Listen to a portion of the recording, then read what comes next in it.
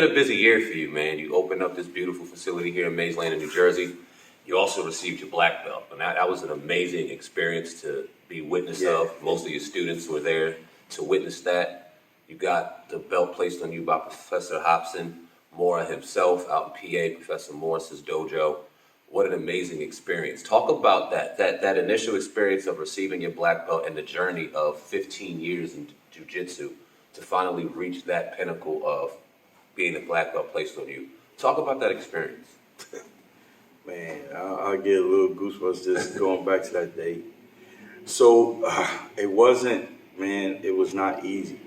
So early on, it's 15 years of me on this jiu-jitsu journey, but the first 2 years, I wasn't really serious about jiu-jitsu because I didn't find a home for jiu-jitsu.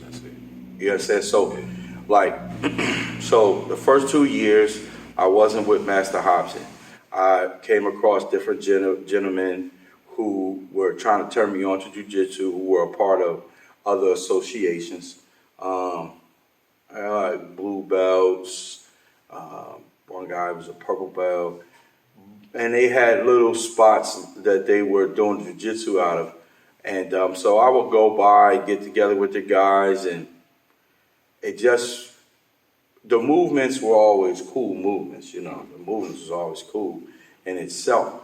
But the problem was the atmosphere, right? It was very egotistical and stuff like that, and that just wasn't me.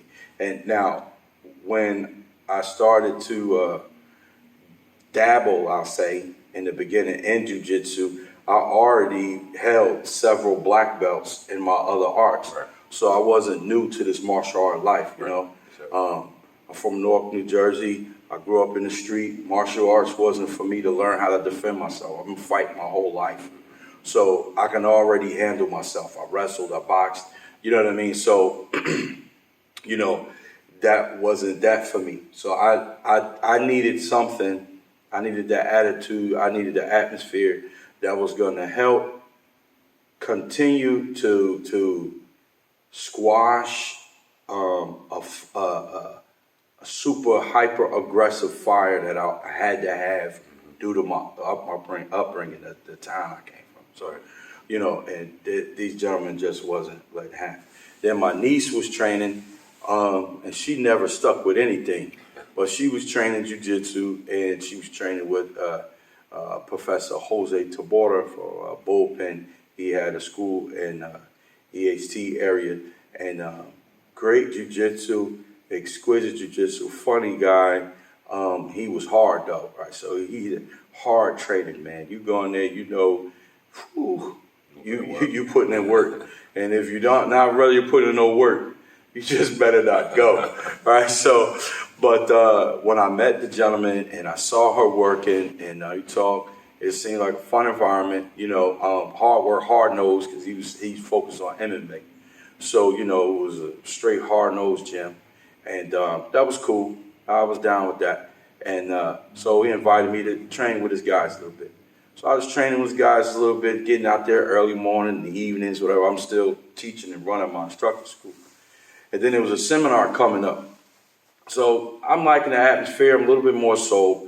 And like I said, the first 2 years, it just wasn't a good fit. Mm-hmm. So he had a seminar where at this seminar I met, the first time that I met Master Hobson Mora and Professor Joseph Manuel, the Cobra, right, as they call him. And, when I met Master Hobson, he already talked him up to be this great guy. He already talked him up to be great jiu-jitsu, unbelievable jiu-jitsu. And so the image I had of him was bigger than this huge individual. This nice, mild-mannered, modest, smaller gentleman come walking through. And I'm like, what? And then I'm watching the movie. He was very nice, very humble. And I'm watching this movie, and I said, what is this, right? I'm like, what? So I'm trying. And it was unbelievable. The jiu-jitsu was unbelievable, but more than the jiu-jitsu, him, the energy, the cool, calm collectedness, his humble nature. I was like, you know what? I found the jiu-jitsu home. Like, I felt like this is a gentleman who can guide me through this journey. And I never looked back. So I've been arming you with Hobson since day one. And, you know, with the association, of course, I couldn't train with him every single day, but I trained with him all the camps that I could go to, every camp, every seminar, every time I could spend time with Master Hobson, I spent time with him. One of my most memorable times, I got caught in Tampa in the hurricane season. Oh, so I had to stay past our camp like a whole nother week. So I got over 100 hours on the mat with them down there and with him that week, and it was great. When I got back, my body was so stinking sore, right? But the association made connections with various black belts for me on my journey. So it was Professor Tabora, you know, Master Hobson, Professor Joseph, and then when me and Professor Joseph schedule just wouldn't work, they connected me with Professor Jeff Mitchell in Delaware. Yes, and so, you know, he was a big help too, and connecting with me and training and his guys, my guys. You know, but I was, the hardest part was I was the biggest guy all the time, and I always had to have a gentle hand with my training of jiu-jitsu because everybody was smaller. Right. So that posed a different problem for me learning and progressing, but I'm a competitor. Mm-hmm. So I would step on the mat, go compete, and then when I go compete in the super heavyweight division, I'm the smallest guy.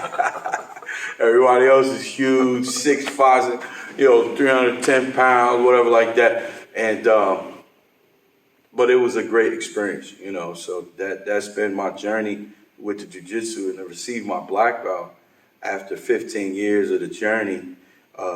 13 years with Arm and You, 2 years in the wilderness. It just, and I felt like it was one of my greatest achievements. And for Hobson to put it on my waist, I can't say I've arrived, but I felt like, you know, here it is, real acknowledgement, and nobody could have a second guess about. I earned it. I put my blood, sweat, and tears into doing this. And a gentleman of his caliber respects my journey, respects my type of jiu-jitsu, and gave me the okay to have an opinion about this thing called jiu-jitsu.